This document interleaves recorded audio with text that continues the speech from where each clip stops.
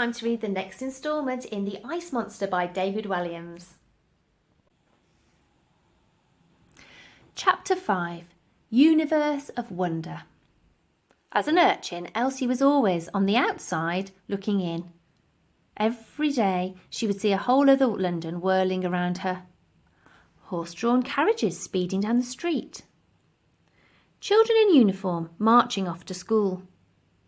Lords and ladies stepping over her as they left the Royal Opera House. Elsie's brain was forever buzzing with questions. Where was everyone going to at such a pace? What did those scrumptious-looking cakes in the bakery window actually taste like? And what was inside all those magnificent buildings? One day, the girl decided to step out of her world and into the other. Elsie was standing in front of the most magnificent building of all, the Natural History Museum. When she tried to walk in, she was immediately thrown out by the hobnail-booted brute of a security guard, Mr. Clout.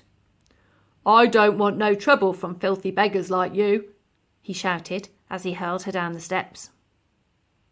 Elsie was not one to give up that easily, so she sneaked in behind a gaggle of top-hatted gentlemen.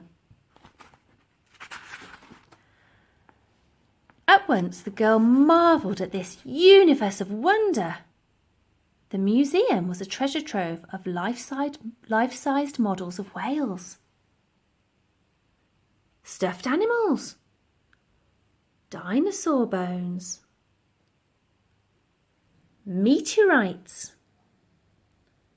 precious stones, dusty old books full of beautiful pictures of animals from far-off lands, wood carvings of prehistoric men, and floor-to-ceiling paintings of creatures that had long since become extinct. Soon she was sneaking into the museum every single day. Elsie couldn't read, but she earwigged in on the guides and soon became something of an expert. So when she saw a picture of the ice monster on the front page of the newspaper, she knew instantly that it was, in fact, a woolly mammoth. Elsie had learned that these creatures had lived during the Ice Age, when saber-toothed tigers, giant bears, sloths, and beavers stalked the earth. And birds like the Pterotornis, a bird bigger than a person, darkened the skies. Elsie was desperate to follow the story of the ice monster, so every morning she swiped another newspaper to search for news of the creature. Weeks passed, and then one day she spotted a jumble of letters she recognised on the front page of a newspaper.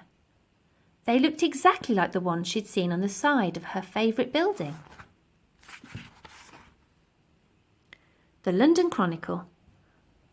Ice monster coming to Natural History Museum. Elsie knew she had to meet it. Chapter 6. Giant Ghosts. Soon after the ice monster was found, London was plunged into the cruellest of winters. A bitter wind brought a flurry of snow. Before long, the entire city was hushed by a thick covering of white. The River Thames froze over. In this kind of weather, homeless children like Elsie perished in doorways. They would go to sleep and never wake up, to be found at dawn with a dusting of frost on their faces. Poor Elsie was huddling in her tin bath under a pile of newspapers, trying to keep warm. She looked at her hands. They were shaking with the cold and turning blue. The girl almost missed Wormley Hall. Almost, but not quite. Elsie sneaked into the Natural History Museum at closing time, behind a troop of nuns so the security guard wouldn't see her. Once inside, she scuttled along the long corridors, past the dinosaur bones hanging on wires that looked like giant ghosts, and eventually found an unlocked cupboard. She crept inside and closed the door. It was a cleaning cupboard, and too small in which to sleep lying down.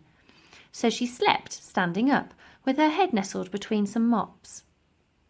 She looked not unlike a mop, as skinny as a rake, with a shock of tangled hair on top. Elsie was sure no one would find her in there, but she was wrong. Very early the next morning, before dawn, Elsie was woken by a cleaning lady opening the cupboard door. The woman yawned and grabbed the first mop she could find.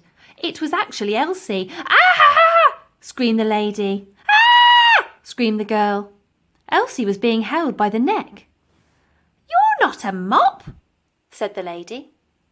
"No, I'm a girl." "What are you doing in my cleaning cupboard?" "I was sleeping. I didn't want to die of the cold." "No, you don't want to do that." Elsie gulped. "Are you going to tell on me, missus?" The cleaning lady did the last thing the girl was expecting. She smiled. Most of the time, grown-ups treated urchins like Elsie with cruelty. Not this lady. She was different. "No, you're not going to tell on me, are you?" asked the lady. "Tell on you?" replied the girl. Elsie was befuddled. "I could lose my job over this." No, never. I'm not a snitch." "Oh, thank goodness for that. Me neither. What's your name?" "Elsie." "I'm Dotty. Dotty by name, and, I'm told, Dotty by nature. Are you a child?" The girl was confused. She thought that was obvious. "Yes. I only ask because you are taller than my gentleman friend." "Well, how tall is he?" "Titch is shorter than you. That isn't his real name. That's a name all the other soldiers give him." "How old is he?" 73. "Has he shrunk?" "Nope, God made him that way." Dotty pulled out a dog-eared photograph from her pocket. "Here's Titch." Elsie looked at the picture. It must have been taken a while ago, as it showed a young soldier in uniform holding a gun that was taller than him. "He is small," remarked the girl. "He's bigger in real life than in the photograph." I guess that," replied Elsie. "Oh, he's my hero," said Dotty as she kissed the picture before putting it back in her pocket. "Mwah! So, I bet you're hungry." The girl nodded her head. Ravenous. Elsie was always so hungry her tummy hurt. Dotty reached into another pocket. "Here, have me pat lunch, bread and dripping." Smiling, Elsie took the food. She tore a crust of bread into halves and handed a piece back to the lady. Both were touched by the kindness of the other. Elsie devoured her half greedily. It was only bread and dripping, but to her it was the nectar of the gods. "Where's your mum and dad, little one?" "Dunno. I never met them." "Orphan then, are you?" "I suppose so." "Oh, poor thing." "There's no point feeling sorry for myself. I gotta get on with it." At that moment, they both heard boot steps clomping down the corridor. Click, clack, click, clack, click, clack. The lady lifted her finger to her lips to mime, "Don't say a word," and hurriedly shut the door. And next time, we'll read from chapter 7. Bye!